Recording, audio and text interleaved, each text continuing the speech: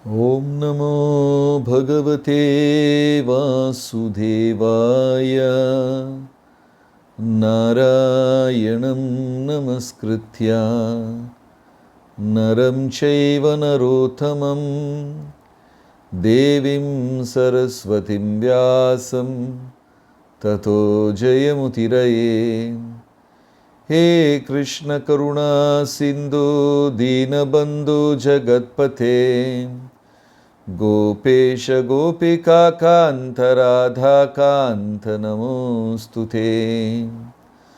तप्त काञ्चन गौरांगी राधे वृन्दावनेश्वरी वृषभानुसुते देवे प्रणमामि हरिप्रिये। जय श्री कृष्ण चैतन्य प्रभु नित्यानंदा श्री अद्वैत गदाधर श्रीवासदि गौरभक्त वृंदा। हरे कृष्ण कृष्ण कृष्ण हरे हरे हरे राम राम राम हरे हरे। हरे कृष्णा அனைத்து பக்தர்களுக்கும் என் மிக பணிவான வணக்கம். கார்த்திகை மாதத்துடைய ரொம்ப சிறப்பான பகுதி பீஷ்ம பஞ்சகம் அப்படின்னு சொல்லுவாங்க. இந்த 5 நாட்கள் பீஷ்மருடைய பக்திக்காக இந்த நாட்களை ஒதுக்கி வைத்திருக்கிறார்கள். பீஷ்மருடைய புகழ் பாடுவதற்காக அவர் எந்த அளவுக்கு தியாகம் செய்தார். பீஷ்மருக்கு சோதனைகள் தான் அதிகமாக இருந்தது. இருந்தாலும் அவர் பக்தியை விடவே இல்லை. இன்றைக்கு சைத்தன்ய மகாபிரபு சொன்ன சிக்ஷாஷ்டகத்தின் 8வது ஸ்லோகத்தை பேசப்போகிறோம். முன்னரே சொல்லியிருக்கிறோம், மகாபிரபு 8 ஸ்லோகம்தான் இந்த உலகத்திற்கு தந்தார். அதில் 8வது ஸ்லோகம், ஆஸ்லிஷ்யவா பாதரதாம் பினஸ்துமாம் ஆதர்ஷனான் மர்மஹதம் கரோத்துவா யதா ததாவா விததாது லம்படோ மத்பிராணநாதஸ்து சயேவ நாப்பரஹா. இது மிக மிக உயர்ந்தவர்களுக்கு மட்டும்தான் இந்த மாதிரி பிரார்த்தனை செய்ய முடியும். சாதாரண மனிதர்களுக்கு இந்த மாதிரி பிரார்த்தனை செய்யவே முடியாது. இங்கே என்ன சொல்கிறாருன்னா மகாபிரபு, ஆஸ்லிஷ்யவா பாதரதாம் பினஸ்துமாம், நீங்கள் என்னை கட்டி ரொம்ப இறுக்கமாக அரவணைத்து காலுக்கடியில் போட்டு மிதிச்சாலும் சரி,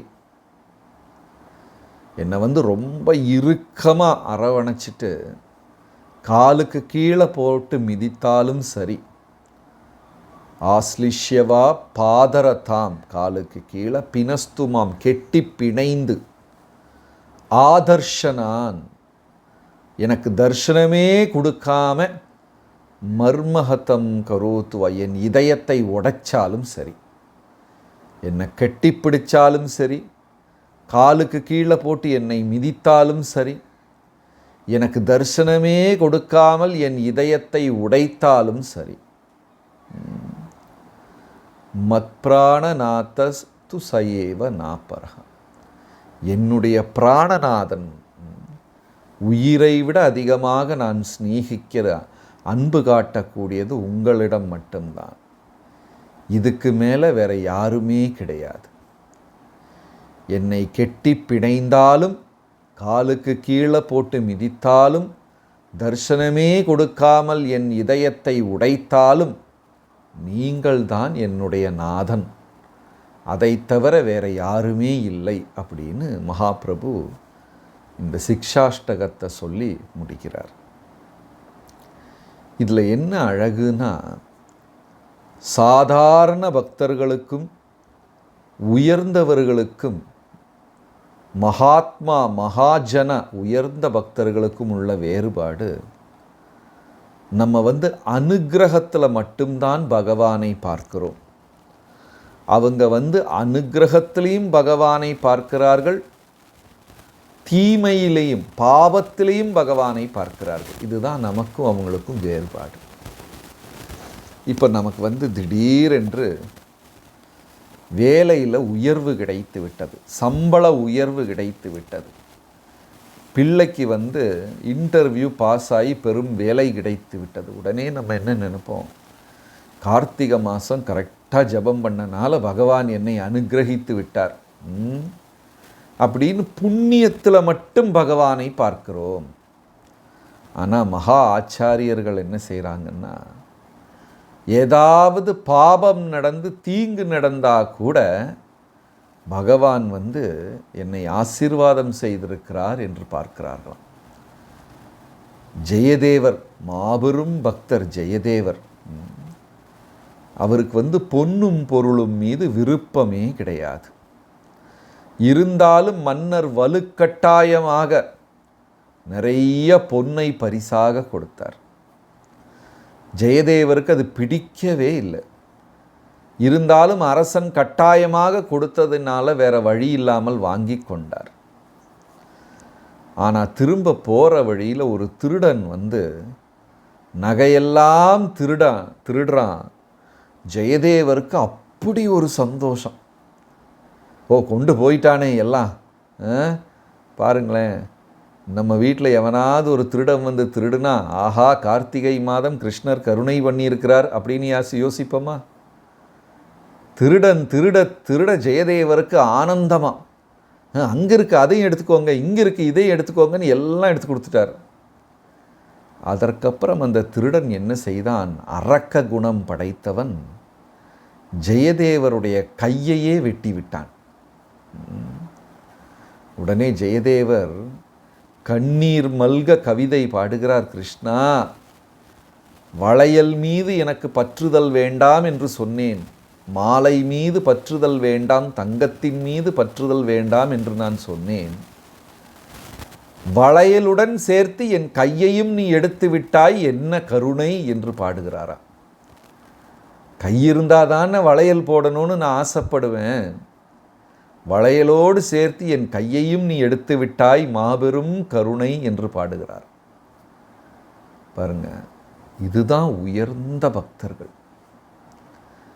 கருணையே இல்லாமல், அதாவது பௌதீகமான கருணை தரலனா கூட பகவானையே அவர்கள் நாடுகிறார்கள். பாவத்திலையும் புண்ணியத்திலையும் பகவானை பார்க்கிறார்கள். நம்ம புண்ணியத்தில் மட்டும்தான் பகவானை பார்ப்போம்.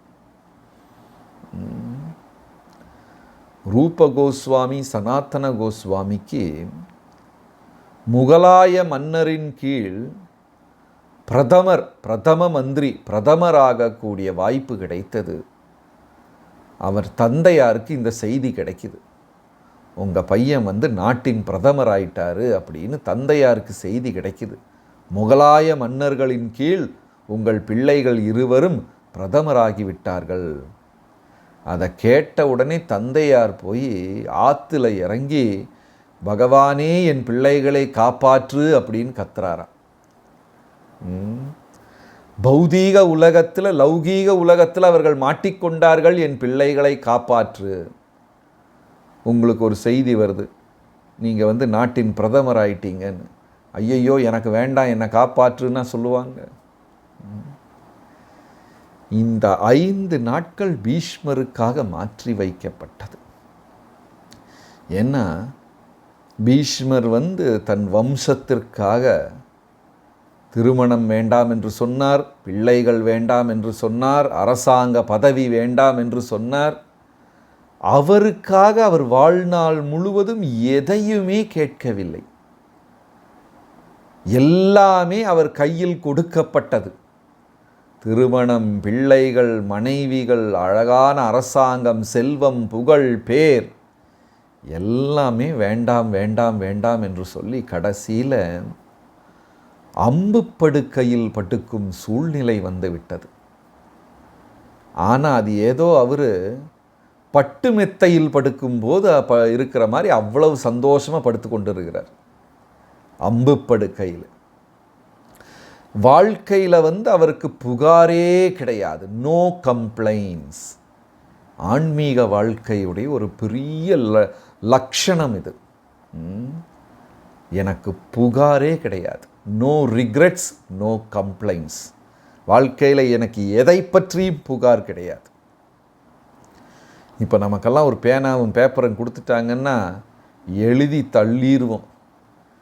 கணவர் சரியில்லை, மனைவி சரியில்லை, சொன்னால் மருமக கேட்க மாட்டேங்கிறா, பிள்ளைக ஜெபிக்க சொன்னால் ஜெபிக்க மாட்டேங்குது, ஊரில் ஏன் இப்படி இருக்காங்க, வேலைக்கு போகிற இடத்துல ஏன் இப்படி இருக்காங்க, புகார் புகார் புகார் புகார் தான்.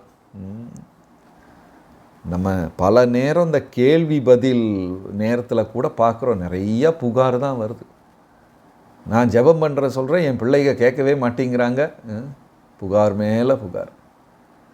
ஆனால் பீஷ்மருக்கு தனக்காக எதையுமே செய்யாமல் நாட்டுக்காக தன் மக்களுக்காக அனைத்தையும் தியாகம் செய்து கடைசியில் அம்பு படுக்கையில் படுக்கும் சூழ்நிலை, ஒரு புகார் கூட கிடையாது. அவ்வளோ அமைதியாக படுத்து கொண்டிருக்கிறார். உடனே பகவான் சொல்லுகிறார் தர்மரிடம், இவர் மாபெரும் அறிவாளி, பண்டிதர், அறிவு களஞ்சியம், இவர் நடமாடும் பல்கலைக்கழகம். அதனால் இவர் உயிர் விடுவதற்கு முன்னாடி போய் உனக்கு தெரிய வேண்டிய கேள்விகளையெல்லாம் கேட்டு தெரிந்து கொள் என்று சொல்லுகிறார். உடனே தர்மர் சொல்கிறார், கிருஷ்ணா இப்போ எப்படி போய் கேட்கறது? அவர் அம்பு படுக்கையில் படுத்திருக்கிறார் பாருங்க, துரியோதனன் கூட அழுது கொண்டிருக்கிறான். ஏன்னா துரியோதனன் பெரிய பகைவன், பொறாமை பிடித்தவன். அந்த துரியோதனன் கூட பீஷ்மர் அம்பு படுக்கையில் படுத்து கொண்டிருக்கும் பொழுது கண்கள் நிறைந்து போனது. இந்த மகாத்மாவுக்கு இப்படி ஒரு நிலையா என்று துரியோதனன் கூட அழுது விட்டான். ஆனால் பகவான் தர்மர்கிட்ட சொல்கிறார், போய் கேளு, போய் கேளு. இப்போ தர்மர் கேட்குறாரு, பீஷ்ம பிதாமக, என் பாட்டனாரே, நான் எப்படி இந்த நாட்டை அரசாட்சி செய்ய வேண்டும்? உடனே பீஷ்மர் அம்பு படுக்கையில் படுத்துக்கொண்டே சிரித்து கொண்டு சொல்லுகிறார், தர்மா, நீ கவலைப்படவே வேண்டாம். முதியோர்களை, பெண்களை, குழந்தைகளை, பசுமாடுகளை நன்றாக பார்த்தால் போதும், நாட்டில் எல்லா செல்வமும் வந்துவிடும். கிருஷ்ணர் சொல்கிறாரு, இந்த அறிவெல்லாம் பத்தாது, இதை விட அதிகமாக நீ கேள். இது சும்மா சாதாரண விஷயம் அவர் சொல்லிட்டார். அந்த அம்பு படுக்கையில் படுத்து கொண்டிருக்கும் பீஷ்மரிடம் தர்மர் மீண்டும் மீண்டும் கேள்விகளை கேட்க அவரும் மீண்டும் மீண்டும் பதில்களை சொல்லிக்கொண்டே இருக்கிறார். கடைசியில் கிருஷ்ணர் சொல்கிறாரு, இதெல்லாம் கிடையாது, தர்மர்கிட்ட பரம புருஷார்த்தம், வாழ்க்கையின் பரம லட்சியம் என்னவென்று கேள். தர்மர் சொல்கிறாரு, எவ்வளவு கேள்விக்கே கிருஷ்ணா கேட்கறது? அவரே அம்பு படுக்கையில் படுத்து கொண்டிருக்கிறார்.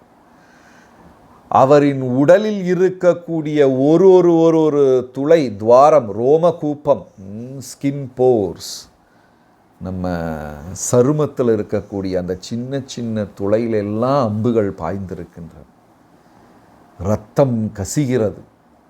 இப்போ நான் எப்படி கிருஷ்ணா போய் கேட்கறது? நீ கேட்டுத்தான் ஆக வேண்டும். மனித வாழ்க்கையின் லட்சியம் என்னவென்று கேள் என்று போது தர்மருக்கு இதயமே ரொம்ப பாரமாக இருந்தது.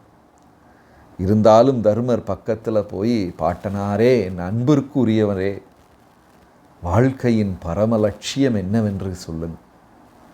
உடனே அவர் சொல்கிறாரு, உன் பக்கத்தில் ஒருத்தர் சிரிச்சுக்கிட்டே நின்றுக்கிட்டு இருக்கிறார் பார், மயிலிறகை தலையில் வைத்து கொண்டு, அவரிடம் சொல், என் உடலில் இருக்கும் அனைத்து வலிகளையும் மாற்றித்தரச் சொல், அப்போ நான் சொல்கிறேன் என்கிறார். உடனே கிருஷ்ண பகவான் சிரிக்கிறார். பீஷ்மரின் வலிகள்லாம் போய்விட்டது.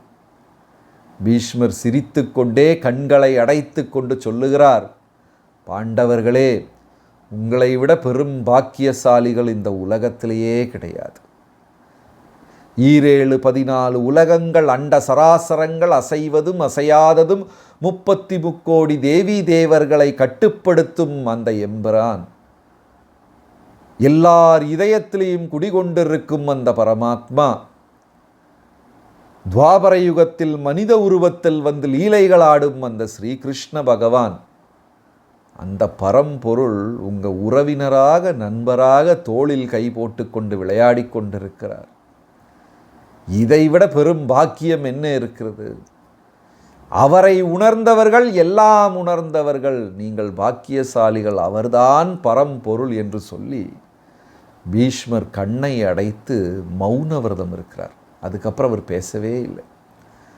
தன் உயிர் விடும் அந்த உத்தராயண நாளுக்காக அவர் காத்து கொண்டிருக்கிறார். அந்த கடைசி அவர் பேசினது பகவானை புகழ்ந்து விஷ்ணு சகஸ்ரநாமம். சாந்தாகாரம் புஜங்கசயனம் பத்மநாபம் சுரேஷம் விஸ்வாதாரம் ககனசதிருஷம் மேகவர்ணம் சுபாங்கம் லக்ஷ்மீகாந்தம் கமலநயனம் யோகி ஹிருத்யானகம்யம் வந்தே விஷ்ணும் பவபயஹரம் சர்வலோகைக்கநாதம் என்று விஷ்ணு சகஸ்ரநாமத்தை சொல்லி தியான நிலையில் கண்ணை அடைக்கிறார். இதுதான் சைத்தன்ய மகாபிரபுவின் 8வது ஸ்லோகம். பகவான் நமக்கு புண்ணியத்தால் அனுக்கிரகம் செய்தாலும் சரி, பாவத்தால் அனுக்கிரகம் செய்தாலும் சரி, இரண்டுமே எனக்கு பகவானிடம் நெருங்கக்கூடிய வாய்ப்பு என்று நாம் நினைத்து கொள்ள வேண்டும்.